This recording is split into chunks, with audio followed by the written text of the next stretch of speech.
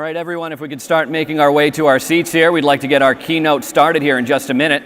Before we do get to our keynote presentation, we'd like to show you a brief video from our sponsor for this, the Z-Wave Alliance. Imagine a world where your home is in your hand, when freedom is just a touch away, and security is more than just a thought. This is the world of Z-Wave. We are a global alliance of partners and share one common goal: connecting people to their homes and their loved ones, establishing a physical and emotional security and a freedom of convenience for everyone. Together, we are opening up new markets. We are dreaming bigger. United, we make lives safer, homes greener, people more comfortable, and families more secure. Because together we are more. Together, we are Z-Wave.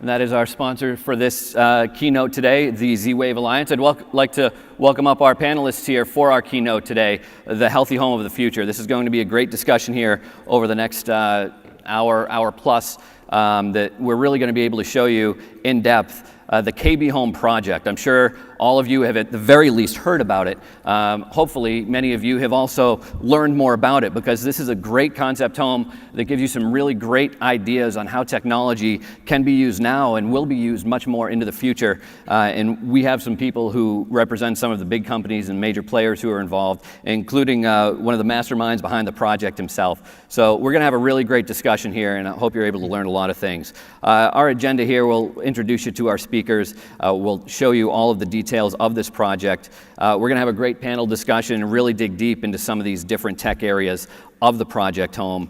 And one of the really cool things we'll be able to show you is actual videos of how this home works, some of the really unique features and some of the big benefits in video form, so you can actually visualize and picture what is happening here in this project. And we'll also give you the opportunity to ask some questions of our panelists too. So pay attention here over the next hour. Take some notes on some of the questions that you would like to ask, because this is a really great panel who's going to be able to answer some questions that most people outside of here won't be able to. So I'd like to introduce ourselves real quick. Again, Tony Consiglio, the host of here, TecHomeX East, and next to me is Jacob Atalla. I'd love for you to introduce yourself to our crowd. Thank you, Tony. Good afternoon. Jacob Atalla, Vice President of Sustainability and Innovations at KB Home, and I've been with KB for about 14 years now. Always been there trying to innovate and raise the bar. And I think we as builders, together with the builders in this room, have an opportunity today to raise the bar even higher related to both sustainability, innovations, smart. And the newest thing in smart and sustainability is health and wellness. So we'll explore that with you today, and we have great partners with us. Thank you, Tony. My name's Tony Antolino. I am the Chief Commercial Officer at Delos. For those of you who may not have heard of Delos, we are a wellness and real estate technology company. We've been around for about 10 years. Our mission is to help improve the health and well-being of people, and we focus on the indoor spaces where we work, we live, and we play. And we'll get into that in detail in a little bit. Hi, everybody. I'm Tommy Deserti. I lead real estate business development for Google. What that means is I partner up with single, multifamily developers, property managers, builders. I lead the supply chain into it, so providers of products into the real estate market. And I've been at Google for 5 years. Came over from the NAST acquisition, where initially I was focusing on relationship with installers, integrators, and the distribution, so laying the foundation initially for our B2B business. Thank you. Hi guys, my name is Anshul. I work with Schneider Electric, and I lead the connected offers for the homes. For those of you who don't know Schneider, we supply the electrical and power distribution systems, and our mission has been to provide energy safe and secure to your home. And with these connected offers, it's about talking how do we make the power even digital going forward. So look forward to the discussion. So again, a really great panel here where we can delve into a really great home, a really great topic. So let's just jump right in. Jacob, project Where Tomorrow Lives, what does this mean? So as builders, every day we're on a cadence to build and close homes and start the next home and so on. It doesn't give us a lot of chance to explore where tomorrow lives, and we wanted a chance to do that. We've done it through these concept homes. In my 14 years at KB, we've done 3 of them. This is the 3rd. In Las Vegas, you wouldn't know it from this photo. On the day we were going to, at the International Builder Show, IBS, the party night day, we woke up and it was 1.5 inches of snow. Anyways, we still explored a lot there, learned from it, and it is, several things from it are becoming standard or option in our offerings for our production homes. So we learn and start producing after that. Of course, you say, well, concept home, that's kind of risky, but the real risk is really not to do anything. And stasis, as they say, is death. So we want to continue to explore and move forward. To do that, though, it's being asked of us, can we go to the next slide?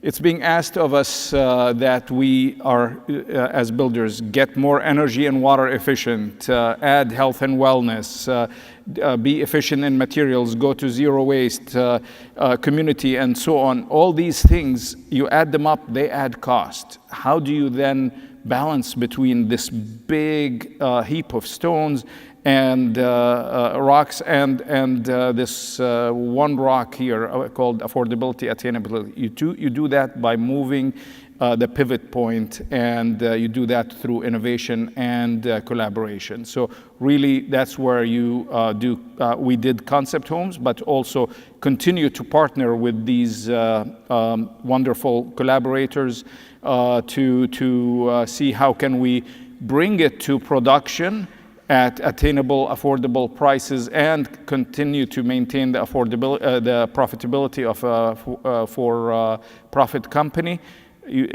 So that's what we're exploring and what we'll share with you today. We go to the next one. So when we sat with them to collaborate, we wanted to start. How do you go to the edge and explore the future? When you think about it, we're about exactly 19% into the 21st century, okay? Some signs of what's happening in the 21st century are already known to us. And if you just start taking these, knowing that they are the most current trends, then you can really start to project the future and have some certainty about it. So whether it is that changing household structure, we all, the builders, have explored that, and we know that the quote-unquote nucleus family is no longer the dominant buyer, customer of our homes. It is more now, that's just about 20% of our buyers in general, and then the rest are, different kind of household formations. So how do you configure homes that are adaptable to the different mom, pop, and 3 kids, and maybe also a home? We call this the forever home, because we wanted to build a home that can start with a young family, but then can move with them as they move in their life stages, even to the empty nesting stage, where the second floor can be separated and be rented as an income generating property. So a lot happening in the household structure. Pay attention to it. The aging in place is big. So the forever home is not really a fantasy anymore. People, in the old days, it used to be 5 years in a house. Now it's more like between 7 to 10 years in a house. And a lot of people that, when you look at the forward trends, People want to stay in their home forever. So how do we make the homes adapt even for when they have less mobility? Something to look at. Everything digital. Think about it. Faucets are digital. And why do we need a faucet digital or a toilet digital? Why do we need it digital? But everything is going digital. And so you have to start adapting to that as builders and working with it. Now, I want to say something here. Even our businesses need to be digital, BIM modeling and other things like that. So just a thought to share with you, leave with you. Wellness economy. Think about the sleep revolution. Last night when you were watching TV, how many mattress commercials did you see? How many health and wellness commercials did you see? That's the biggest thing, and that's the area where we wanted to lean forward into in this concept home and explore it more. Advanced materials and construction, I already talked about BIM modeling, but you're thinking about new materials that could make the construction faster as well as more durable. The sharing economy, we talked a little bit about when you can separate the second floor and make it rentable, Airbnb rentable, or an auxiliary dwelling unit, ADUs, and so on and so forth. And then, of course, transportation as a service. Do we need the garages in the future? So we're kind of projecting into 2025, 2030. And we're saying, do we need garages? Transportation is going to be more of a service. The autonomous car is going to come to us. Maybe a community will have in their HOA structure 5 cars that are scheduled between a community household, right? So while we still need to sell the home today with a garage, what will the garage be in the future? Can it be another auxiliary dwelling unit? It could be, but what do we need to do to it today to make it adaptable in the future to be another small home? So you got to think about these things, and we did. And what I will tell you, just a hint, is that the foundation, the footings for the garage, if you beef them up a little bit and you put some sewer and plumbing in the slab, you're getting it ready for being a home, converted into a home into the future. These sort of conversations. So signals are pointing the way, and these are the signals that we sat down and collaborated with our partners on to come up with the home. And one of these here is the robotics one, and yes, you have mentioned here the movable walls, and this is one of these videos that I mentioned. This is one of the really cool features of the home. So I'd love to show you a couple minutes here on what this actual movable wall is and what it can do. Yeah. So now I'm going to show you the feature that we call robotic interiors, the movable wall that creates a different space configuration within this area. As you can see, we have here a beautiful wall that has a wine dispenser. It is adjacent to the kitchen, and that is a very nice situation for easy access from the kitchen and the dining to the wine. But if you have a larger party, you may want to have more space. So we have here a movable wall that is electrified to provide the electricity to the wine dispenser, but also to move the wall forward and backwards. So I can move this wall quickly to the back and gain more space here for the great room to give us that party setting, if you will. I call this the 1 minute remodeling versus the 2 months remodeling. And this wall can go all the way back, just taking space from the room that was behind it. I'm going to move it back forward.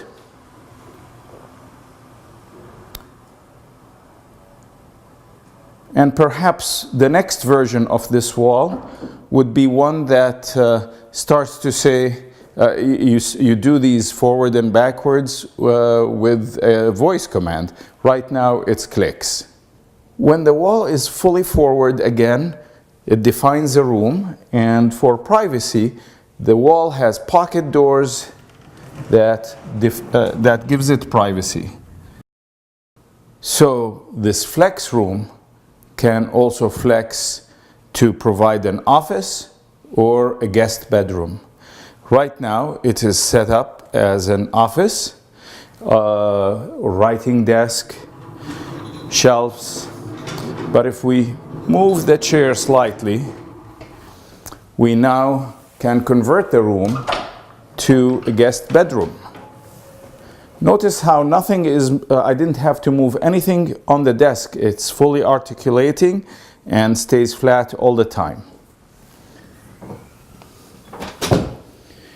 And now we have the bed. This system furniture has plenty of storage for the pillows and for the comforter and so on. By code, what defines a room, a bedroom, is an emergency egress, which we have here with the window, and closets, which we have right here as well. And so this is definitely can be defined as a bedroom. So you add it in your listing, you add it as the fourth bedroom, what have you, which gets you the right price for it. But moving on, so we've done this, read the signals that are out there in terms of trends, and then we've done some actual research. We asked about 350 home shoppers and recent home buyers about their opinions on health and wellness. So some of the statistics that were very important, 75% feel that the environment, the home environment, will be influential into their health outcomes. They say on average that they spend about $26,000 a year on health and wellness. 68% of them said that they feel that health and wellness features in the home will be helpful for them, and that they're willing to pay. We got, I think, about $4,000, $5,000 for it. So based on that research, we moved forward and started the project. So we had 4 pillars for it: a sustainable, healthy, smart, and flexible home. We talked about some of these things already, and during our conversation today, you'll see more, or you'll hear more from us on these items. Very good. So that should give you a pretty good overview of what this project was, or what it is, what KB and Jacob were hoping to accomplish here. And now we're going to really start digging into some of these features with some of these other companies that were involved. So we do have another video that we'd like to show you to set up our next conversation with Delos and the Darwin system. So here we have the Darwin home dashboard. And what we're looking at here is a floor plan of the project house. And the color coding here is indicating the air quality in the various zones in the house. There's 10 different air quality sensors that are part of the Darwin platform in various rooms around the home. So we see a color-coded floor plan. We can see the air quality score overall here for the home, and then look at the individual scores for CO2, PM2.5, PM10, and those are some of the common indoor air pollutants that are being measured by the Darwin system.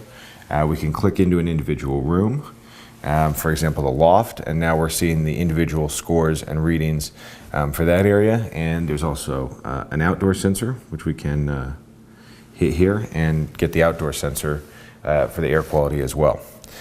The Darwin dashboard also allows the homeowner to hit certain scenes. So if you want to do a welcome scene, you come back home. We can also do that with Google, but we can do different circadian lighting, energize, relax, different wellness-enabled lighting scenes that the Darwin system is speaking to the other systems in the home to enable. In addition, we can do light control, shades, as well as the dawn simulation. We don't have any scheduled at the moment. Folks haven't moved in quite yet, but you can schedule to have the home naturally wake you up. And so that is the Darwin dashboard for the home. So a very comprehensive system here. Tony, let's bring you into this conversation now. So how does this Darwin system impact the health and wellness of the homeowners in the project home? So with Project Home, you know, it was a really important endeavor for us, and it was about a year or so in the making. last year, we launched, you heard the name Darwin. It's a home wellness intelligence network. It's the first of its kind, and we're endeavoring to make the environments where ourselves and our families are spending an awful lot of time actual vessels for improving our health and well-being. So if you think about the indoor air environment, there are a couple of factors that can have a positive or a negative effect on your health outcomes for you and your family. It's the air we breathe, it's the water we drink, and believe it or not, it's the light that is hitting our optic nerve and controlling the hormones. So quick show of hands, who would like to have a better night's sleep? That's pretty much everyone. How many, same group, how many people use night shift on their phone after a certain point? A lot less. Using night shift, we'll get into it in a little bit, but we're just starting to understand the fact that blue light from these screens and on our phones can have a huge impact on the quality of our sleep every night, simply because it suppresses melatonin. But we're talking about remediating air quality, making it better by making the indoor air better for you. It means you're breathing less pollutants, whether it's particulates like pollen or perhaps chemicals, off-gassing from someone painting in your home or work being done outside. These are all invisible or near invisible environmental concerns. We remediate them across air, water, and light. We bring that all together with wellness algorithms that the company has developed. And so it's done passively in the background. So your consumers don't have to change any behavior at all. They live in their homes exactly the same way they did without the system, except now, if you make that home a healthier home, who's not going to want to buy a home that's healthier for them and their families versus buying one that's not? It's a simple proposition the way that we look at it. No, we all would love to have many of these things that you mentioned, like a great night's sleep. Are you noticing trends too, though, beyond just the desires among consumers? The macro trend that Hanley Wood has actually done some terrific research, and what they've brought out is, and there's a slide further down, but about 75% of Americans are thinking about how their homes should be making them healthier. I think they don't necessarily have a very specific understanding of how to do that, but it's on their mind. So as you think about things that you can build into the home as a base inclusion, making attributes that are healthier for them and their families, it's going to resonate with them. Now, how about affordability? Can something like this in the healthy home be affordable at a mass market price point? That's a great question. So I'll start by saying that Delos believes that health and well-being generally is a right, not a privilege. So you'll see across all of our businesses around the world, we have products and solutions that transcend socioeconomic categories, geographies, age, what have you. Short answer, yes. We have entry-level price points at an MSRP of about $3,500.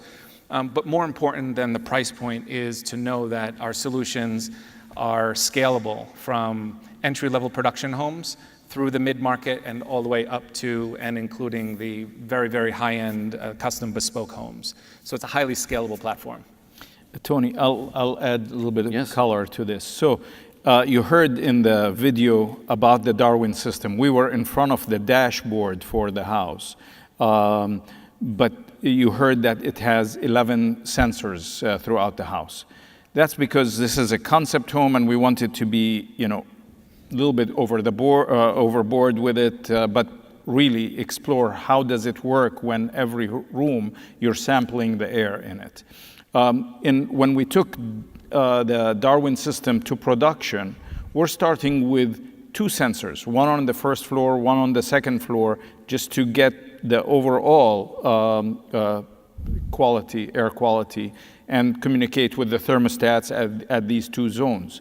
So that's part of the scalable as well, is maybe the base package includes 2 sensors, 2 floors, and then you can ask the customer how much more do they want in the house, that sort of thing. Yeah, it's a great point. We call it activation. So there are different levels of activation that you can bring forward into a home. Perhaps you're going to activate the master bedroom and the primary living spaces, or perhaps you're going to activate all of the bedrooms and the family room and kitchen where the family is spending the majority of their time. Or perhaps it's the whole home, right? So it's all of the bedrooms, all of the living spaces, the kitchen, family rooms, dens, what have you. And that gives us maximum flexibility and scalability across the price points. Now, one other thing that's very cool about this Darwin system is it involves circadian lighting. We do have a video demonstration of how this circadian lighting process can play within the bedroom that we'd love to show you here. Hey Google, run circadian show in master bedroom.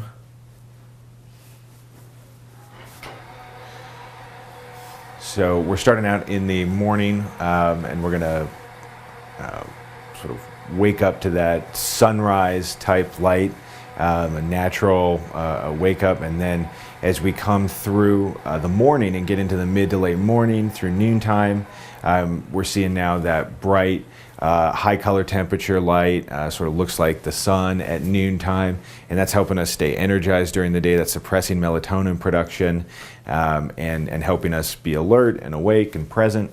And then as we come into the later afternoon, into the evening, we're seeing the lighting now kind of shift a little bit more towards that sunset hue, more red, more orange, less of that blue content, and that's allowing our bodies to actually start producing melatonin again and get ready for a restful night of sleep. Great feature, obviously. So what really is the importance of circadian lighting? If you think about it in the context to humanity over time, thousands and thousands of years we lived outside. We woke up with the sun rising. We were bright and awake and energized during midday when the sun was high in the sky. And then as the sun started to set, our bodies began to automatically prepare ourselves for sleep. And then we went to sleep shortly after the sun set. Now, and that's when we spent all of our time outside. Now, digital revolution, we all work a lot, we travel a lot, our kids have us running around like crazy, we're in front of our devices all the time. More importantly, we're inside almost 90% of the time between our homes and our offices. So the indoor environments can have a profound impact on our health outcomes. And lighting, as you heard in the video piece and a little bit about what I said before, if you can control the lighting environment in a home, or for an office for that matter, but since we're at a home conference, it's all about the house.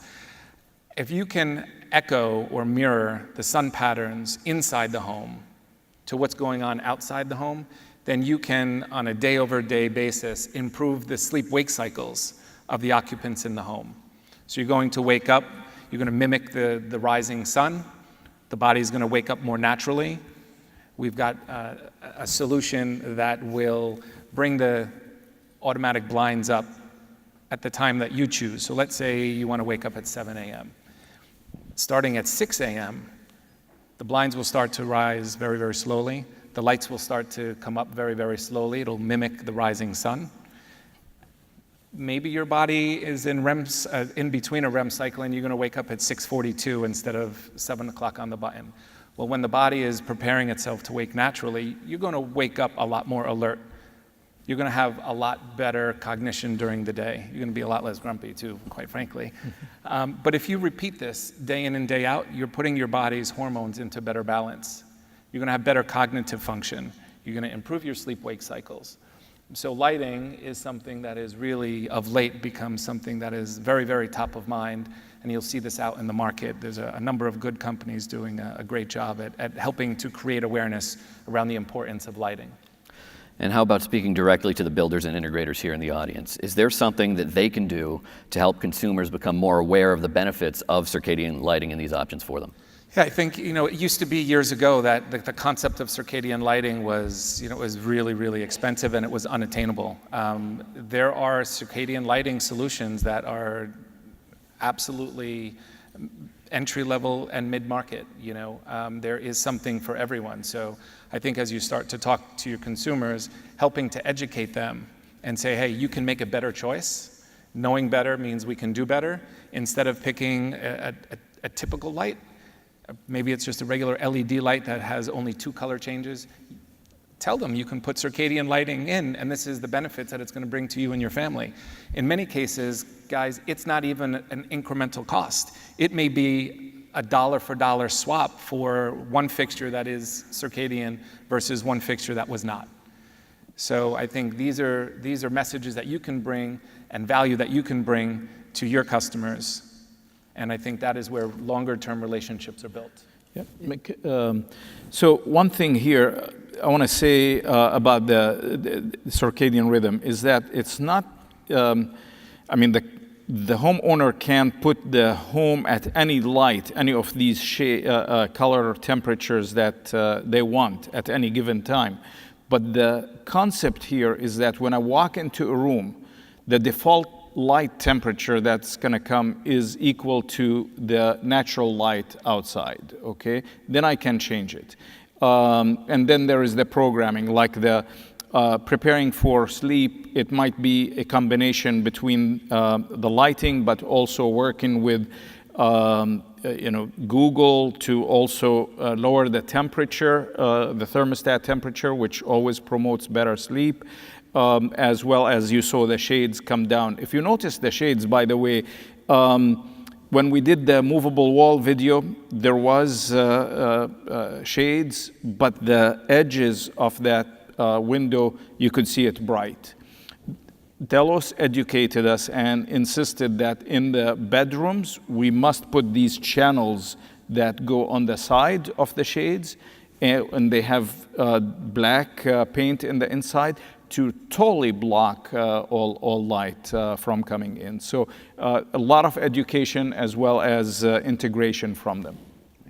Well, Tony, thank you very much for sharing all these great features within this Delos and Darwin systems. I'd like to move on and take a look at what Google is involved in this project, Tomm. We do have a quick video, sort of an introduction of, you just come back from being away, you walk back into your home, how does the project respond?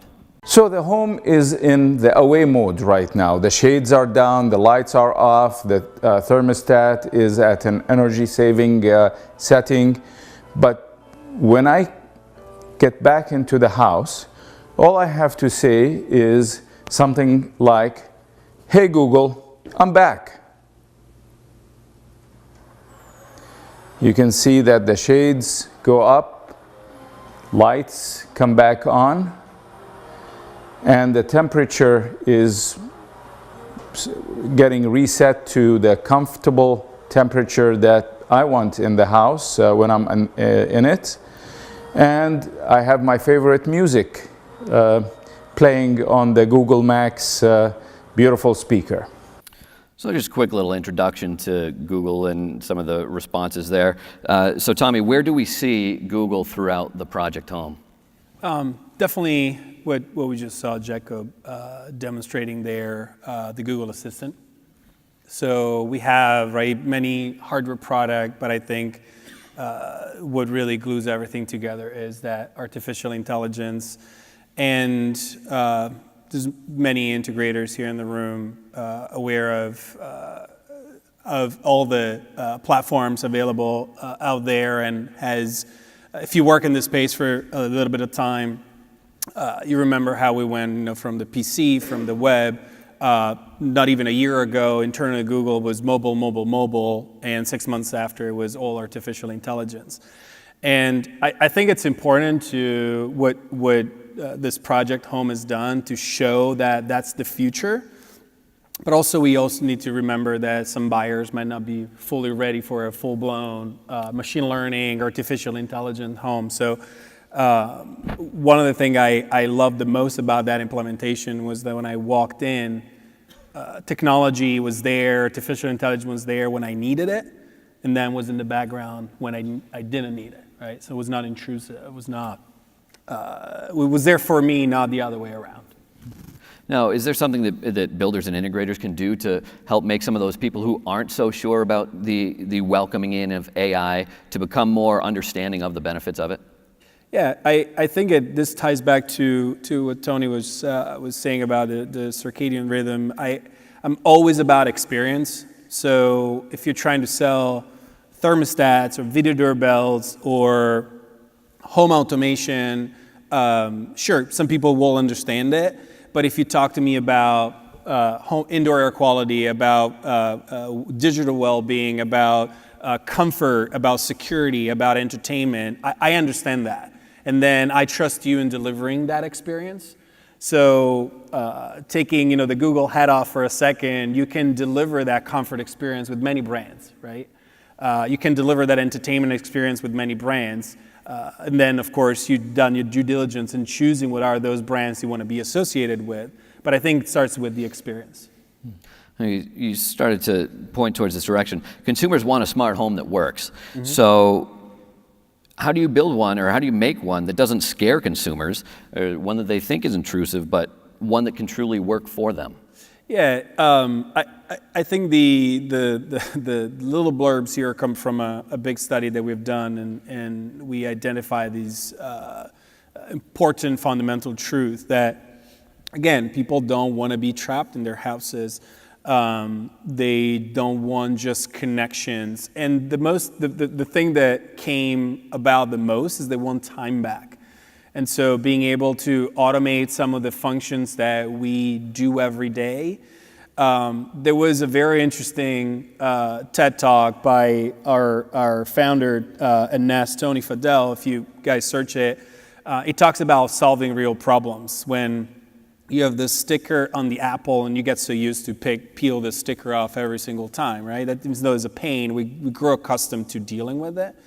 And so being able to, you guys going out there, solving real problems, delivering that amazing experience, I think that makes all of this go away, because now I'm in a home that I trust, and a home that gives me time back, and a home that takes care of me. And from a builder's perspective, I would say, for this concept home, we had over 20 digital companies working on the home. And when I say digital, it's like the Kohler digital, toilet and so on, and then the Quickset and this and that and so on, 20 of them.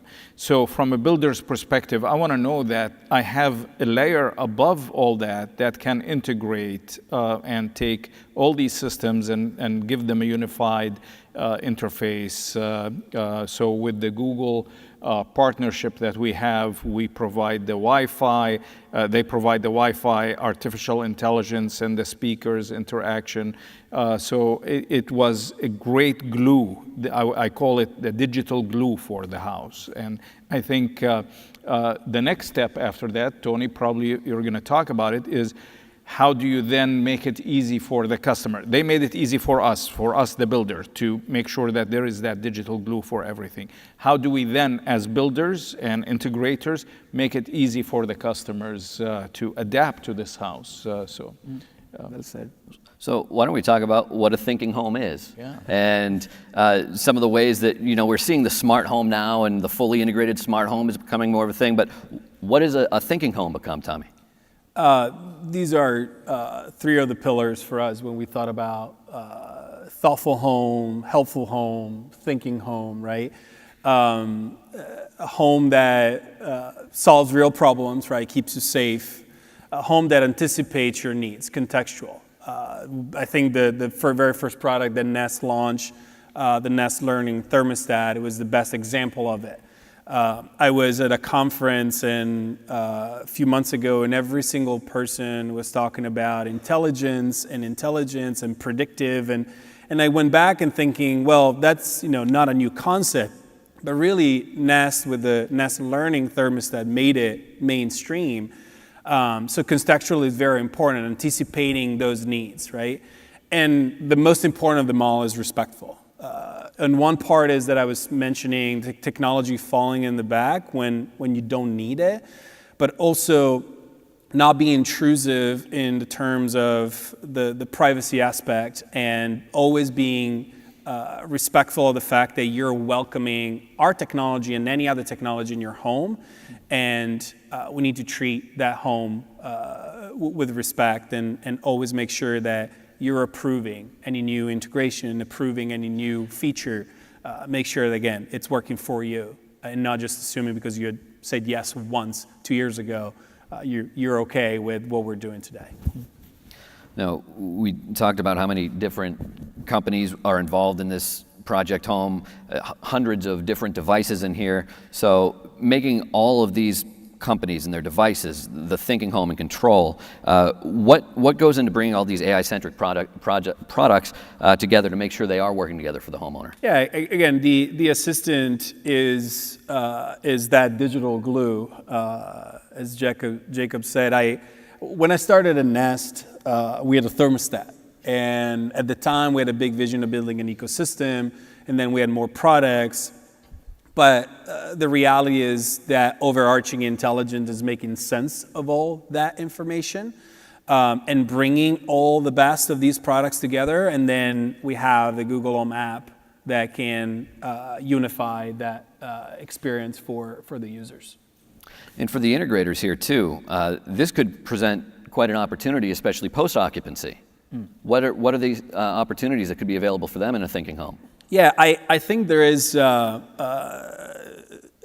the past 5 years, sometimes I just scroll back and see how fast things moved, even though in the moment you're like, come on, let's do this. And then, it's actually moved very fast. And with more things in the home, there's more problems that will arise. And I consider myself a techie. I can do most of things. Yet there is a ton of opportunity for do it for me. I've not installed a lot of the products in my house, but even more so, I think there's an opportunity to make sure that you're that ongoing support for homeowners that elect to get some product they're already in their home from the home builder, from integrators to bring in more products, and products they will bring in themselves. But again, they're still going to need help in making sure that everything ties together well, make sure that something breaks, they have that safe line to call. And I think, again, I see that as a big recurring revenue model that it's real now. Could I address a couple of things? Number one, let's talk about the thinking home. Just want to bring a live example from the Darwin system into the picture. So in the old days being 3 years ago, 5 years ago, we used to say, okay, an air quality sensor inside the house would just turn maybe itself or on your phone, turn from a green to red and let you know about that. Oh, good. So now I have to do something about it. I have to turn on the AC, I have to open windows, whatever. Now it is the thinking home. It is I will do it for you based on patterns, based on rules that you gave me and so on. So the Darwin system takes care of all that. It's an active, very active system. It's testing the air quality every 2 minutes or less. And if there's an issue, it's going to do it for you. So that's part of that thinking home. And I think, that's the attitude you're going to market with. We have to take action, right? To Jacob's point, we used to be really good as an industry of using a sensor to recognize something and inform you of something. So in Jacob's context, indoor air quality is bad. There's a lot of people in this room. Hey, make the circle red. Tell somebody about it. And then someone had to go and take some manual action and pump more air into the room or what have you.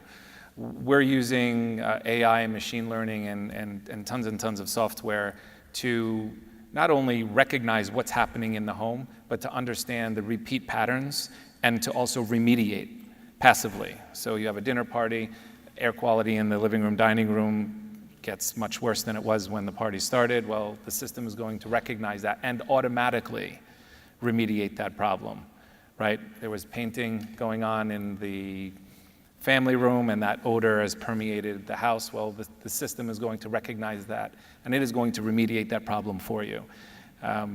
We use an example in the office for people who live in cities. I know I lived in New York City for a long time. How amazing would it be if that garbage truck that bounced down the avenue every Tuesday at 2 a.m. was suddenly made more quiet by some white noise that came on 30 minutes before that truck bounces down the avenue every week. So these are the things that a thinking home can do for us. But it all starts with the benefits. And I think the leitmotif that you're hearing here is that we care about the consumer and we care about the benefits that we can bring forward to the consumer. The different technologies that we bring into the home, that's how we all do it. But it all starts with the consumer and how we can help improve people's lives. Yeah, so the second point I wanted to make is that, so for setting these rules and for taking permissions that Tommy talked about and so on, as builders, what are we doing? Are we putting in the door locks, the smart door locks and lights and et cetera in the home?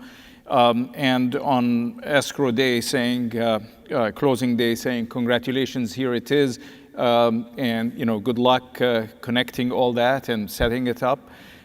Is that where we want to leave our customer, or do we want to say to the customer, here's a white glove service that we have contracted, it's part of the price of the home, call them when you're ready, and they'll come in and spend 2-3 hours with you to set up your Wi-Fi, set up all your applications and rules and routines and permissions and get you started. That's where KB thinks we need to be at, and where we're taking things, where we're the step that we're taking forward. Okay. I'd love to bring Anshul into this conversation now and take a look at Schneider Electric's involvement here. Where do we see Schneider in the project? Yeah, so our electrical brand, Square-D, is probably well known amongst you guys. Typically, for the last 100 years, 1 in every 3 homes today comes with a gray box. Our focus so far had been around making sure the power in your home is safe and secure, so whether it's breakers, surge protectors, etc. One of the things we wanted to do as part of the whole education process is how do we make homeowners more aware about their energy use? Think about the regulations that are coming up in California, Phoenix, where people, the pricing is almost 3 times in some of the other places. You have peak pricing. Imagine somebody comes home in the evening, they switch on the electric vehicle, the dryer comes on, everything comes on together. The consumer is actually paying twice the rate that he should be paying. So I think the first step for us was, can we make the consumers aware about where their energy is being spent and how? One of the advantages we get is being in the breaker box, we actually see where the energy flow is happening. And our idea was, how do we make that black box or information back to the consumer? So we launched a product called Wiser Energy. It's really a connected platform that brings all that energy information to a consumer in a very smart and digital way. So again, it's only 2 months old. Jacob was kind enough to bring this technology as part of the IBS home this year. And again, very excited to talk more as part of that. Now, a lot of this Wiser Energy technology is hidden behind the walls too. Correct. What goes into that to make it possible? Yeah, so Wiser Energy, it's we partnered with a company called Sense, and what is happening is that as I think the whole concept is around AI and machine learning. We take in the energy information that's flowing through, and using machine learning and AI, we are able to really identify and detect what is happening in your home. So whether it's a dishwasher running, whether you've left a garage door on, and the intent is, how do we make some of your dumb appliances smart and really give your home a voice? So one point I think Tommy mentioned is, the technology should be non-intrusive. So it's great that the technology is there, but as soon as we shut the panel, it's like any other panel that's there. But where the value comes out is in the form of the app that a customer sees. So what you see is actually the home where we've installed, the KB Home, and as a consumer, he's able to access all the information on the go, whether setting up alerts about your bill, so making sure, hey, can I set up my bill to be less than a couple of $100 a month? Helping customers understand where phantom loads are. So For people who don't understand phantom loads, it's basically your base load of your home. So think about your fridge, your microwave clocks, things that are always running. And what we found out in our study is that roughly 20 to 30% of your electric bill is going in these phantom loads. And just helping customers understand that what percent is phantom loads and how can you actually minimize that has been a great way for us. One of the things is, hey, if you cannot measure something, you cannot save it, right? So just when people get an electric bill at the end of the month, I mean, they have such complaints about why is it so high, how can I reduce it? And just giving them the tool to do that in a very easy and simple way has been our first step. How about solar? How can you bring solar into Wiser system? Yeah, so again, as part of the system, again, and just to take a step back, right, guys, solar is growing at almost double-digit growth rate today. Every new home in 2020 that we built in California, solar will be mandatory. So solar is not an option anymore, right? I mean, it's becoming more and more prevalent. States like Phoenix, Florida, Texas is just growing at a very, very exponential rate. So, and the funny thing is when you talk to a lot of these solar contractors, the biggest cost after the customer acquisition is the service calls they get. Most solar people who put in solar, they think energy is free, and they overuse their HVAC and other things, and the costs just skyrocket. And when you actually ask them why is this cost skyrocketing, it's not that the solar is not working, it's because they're overusing the energy that they were supposed to use. So with the system, again, you're able to see your consumption at the device level, but also see your solar generation. And you can actually help you track whether you are able to meet the required generation that your solar installer had promised. So earlier you heard me say digital glue as a term, Jacob term, and I'm going to do another one. It's digital insulation. This is digital insulation. In the California Energy Code, many of you know that it is a very aggressive code and getting more aggressive. After their 2020 code that makes almost every new home in California net zero electricity type of home, where is the California Energy Commission going? They're going to digital efficiencies. So that's really the next frontier, what's called home energy management systems, or HEMS, is where they're looking to pioneer the next future. We heard over the course of the last hour or so that there are so many different devices within this home. Those have to be protected. So what's the importance of whole home surge protection in the project? Yeah, it's funny. I was in Houston a couple of weeks ago when the storm happened, and I was sitting with a contractor, and he said, Anshul, one of my key customers, he didn't install surge. A lightning hit, and roughly 50,000 watt devices were just blown away. So, surge, and people think two things, right? One, if you think about the different surge strips, those are only protecting your TVs or some of your appliances, your electronics.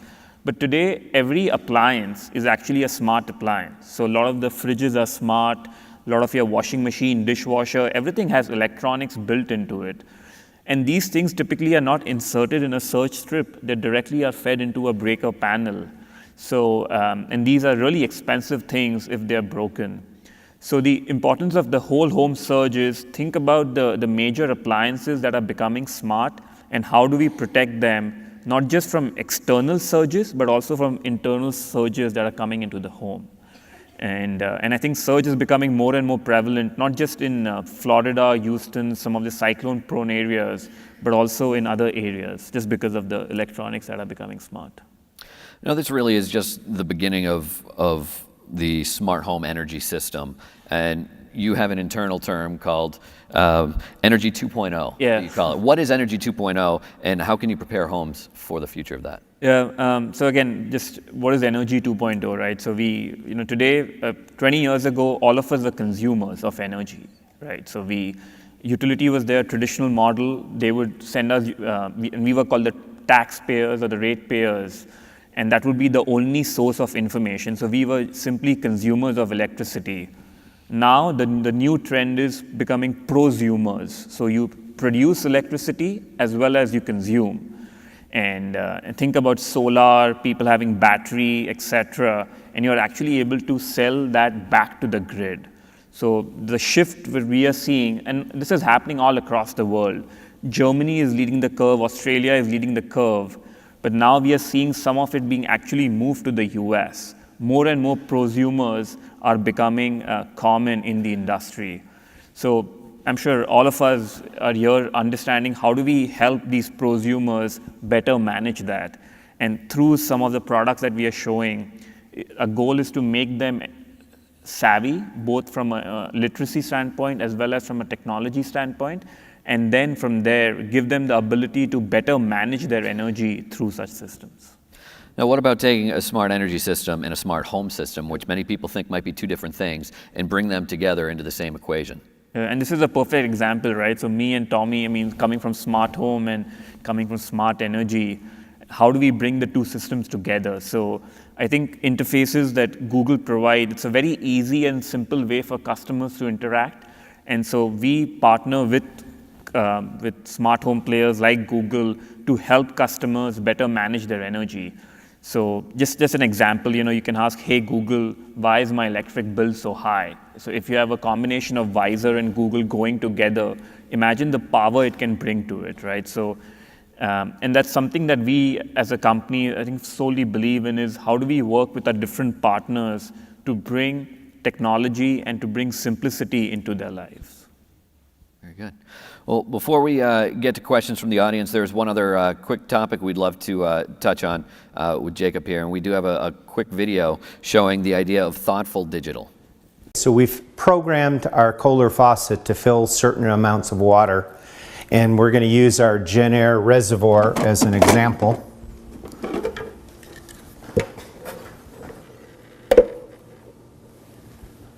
Hey Google, fill my Genair.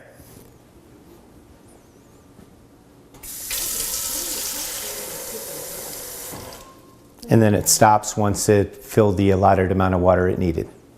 So just a brief demo there on what thoughtful digital is. So what is it, and what can this be used for on a grander scale? Yeah, so digital faucet, do we really need digital faucet?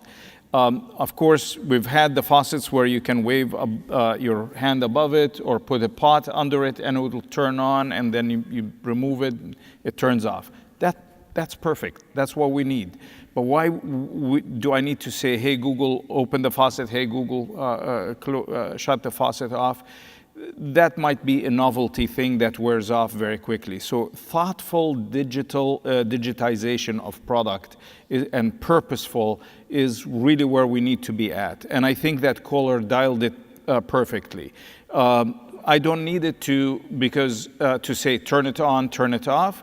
I need it to to dispense exact amounts of water. So you saw here, we took out that coffee maker reservoir, and we asked for 1 cup of water, exactly 1 cup, and that's what it dispensed. So that's where digitization is useful for the customer when it's thoughtful. Great concept. Yeah. All right. Well, like I said, we wanted to set aside some time to allow the audience to ask some questions, because we have some great panelists that you've been hearing from, representing some great companies with some great insights. So I'd like to take a few minutes to give you a chance to ask some questions that you might be interested in. I'm gonna start. So thank you guys for visioning the future and for covering such a broad landscape. But we know one of the issues historically for builders implementing technology is just rate of innovation, rate of implementation. So having covered this broad landscape and looked into the future, give me one application that builders and integrators can start working on today and be ready to deliver to the field in 3 to 6 months. So it's jump ball, whoever wants to grab that one. Tony's in. I'll start because we're not builders. how does Delos bring value to you as integrators or builders so that you can, A, bring value to the consumer, but at the end of the day, you need to make money? We've thought long and hard about the business models that are required to empower you to use Delos both and our Darwin platform both as a value add to the consumer, so it's a differentiator. It's going to help you turn over your inventory more quickly, put that capital back to work for the next project. We've got a dealer channel, so it allows you to make a dealer level margin and be able to turn that into profit dollars for you as you are building the home, or if you're an integrator, it's a value add service both from the benefits perspective, but also on the margin side so that you can actually turn this into profit. Mr. Tommy, did you have something that you wanted to jump in there with as well? Me? Yeah. I was thinking in terms of like layering in the experience, and from the very important thing down to the nice to have. But I think connectivity is probably the very first thing that I would tackle on, talking about what can you implement today in a relatively simple way. Providing that virtually ubiquitous coverage of the home, I think it's very important. That doesn't solve for bandwidth, right? If you put an amazing mesh network, Wi-Fi mesh network in the home and they sign up for 50 meg, then you still have the problem, right, of bandwidth, that we all know that. But oftentimes, it still happens in new constructed home. My friend just bought a home. I was like, how do I solve? I had 2 networks in my home. It's like, well, this is how you do it. And so I think connectivity is a very first, and then that artificial intelligence is the second. Because again, it's the digital glue of the experience. I call that actually the digital foundation of the house. There we go. It's a better So- Hashtag digital everything. Yeah. You're right, No, but it's the Jacob's digital. glossary of digital Absolutely. Jacob's book of things. Yeah. But no, it's good couple of answers. Sure. Jacob, what would you pick out? I mean, The for the digital project foundation. manager for this thing, what- You got to. All of us have to put in the digital foundation. yeah, I mean, infrastructure, we all know. Yeah, We've been yeah. preaching that for 30 years. What's the new, more cutting-edge application that integrators and builders should start working on today with an eye to implementing it in a few months? I would agree that it is these 3 companies, these 3. The gentlemen, they represent 3 different products. Health and wellness is where things are going. Yeah. We need to be there. And then, of course, the AI. And in terms of efficiencies, the systems like HEMS. So it's all these 3 that are important. Cool. If I was a builder, I would actually grab onto that wall too. I think it's a brilliant way to somewhat make that space a little more modular. So. Hi, for Delos and Wiser Energy, how does your system come into play with power outages? I mean, I know you talked about solar panels. I know there are workarounds for it, but in the event of a power outage, how does your system, how does it? So could you explain? I mean, I've never heard the powerhouse term. You mentioned Florida and Texas. You mentioned Florida and Texas. Right. In the event of giant storms where a complete home just gets wiped out. Got it. I have no power. How does that work? Will I still have access to be able to use my home? I mean, probably not the air quality, of course, but just basic functions of my home in terms of electricity. Got it. Yeah. So typically, it does require power. But there are cases where if it is in the critical panel, right, where there's a generator fixed to it. In that cases, it will still run without the main utility power. Obviously, we need power in order for the systems to work, so I can't address the power issue. We need power. However, what we found in really tough environments, either leading into a storm or after a storm, or even in certain parts of the world, we have a big business in Australia, they have massive pollen storms. And what we found is, historically, people said, pollen storm is coming, go inside, close all the doors and windows.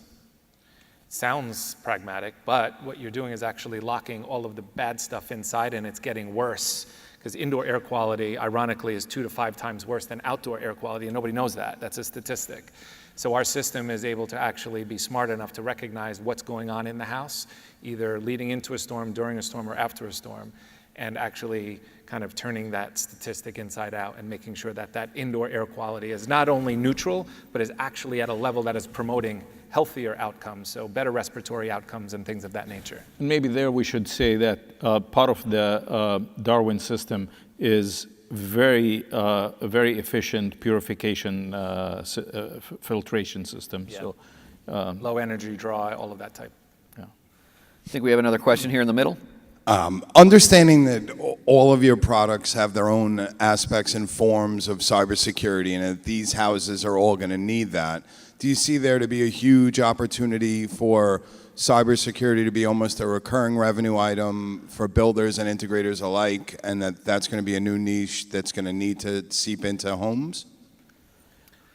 I can give my 2 cents here. I think this ties back to a little bit of what I was mentioning earlier as far as ongoing service. The more of the stuff you bring in, and parentheses also goes into the due diligence and bringing in certain brands. Not all the brands check all the boxes. They cut corners to get to market faster, and then you end up with the headlines. But absolutely, like being able to go in. I'm not of I don't believe in scaring people and say smart home, everybody's going to know your credit card just because you introduce a smart product. But there is a level of, there is a concern there. And so you or the builder being able to offer, as Jacob was saying, a contracted service that ties into cybersecurity, I think it's a great way to position yourself to the homeowner. Yeah. Our integrator channel it's top of mind across the country, regardless of scale, whether it's $20 million homes or mid-market homes that are using integrators. Everyone knows that they're going to have a lot of devices on the network, and one of the things we hear repeatedly from the integrators is that they're more and more being reliant upon to set up the system and then give the consumer peace of mind that it's not so vulnerable. As a builder, I would say, we're builders. I'm an architect. We know how to put together a house, but digital security, digital networks, and so on, that's really not our forte. Do we hire for that internally, or do we partner outside? I always said that we as builders, we're curators. We're simply curators of the best of breed that's available in the marketplace. And if we can just partner with the services and companies, knowing that, for example, the Google Wi-Fi mesh is robust in terms of its securities and so on. These are the kind of things that we can do, steps that we as builders can do to address the consumer concerns. Yeah. Well, I think that's going to be a great note to end things on. I think we were able to cover a lot of great topics, get some really great insight into this really unique project. So Jacob, Tony, Tommy, Anshul, thank you very much for sharing your insights with us. Now, some of these video clips that you saw here, that is just part of a full home video tour, which we can share with you following this event. It's a great look. Jacob took us around the different features of the home, so we'll be happy to share that with you.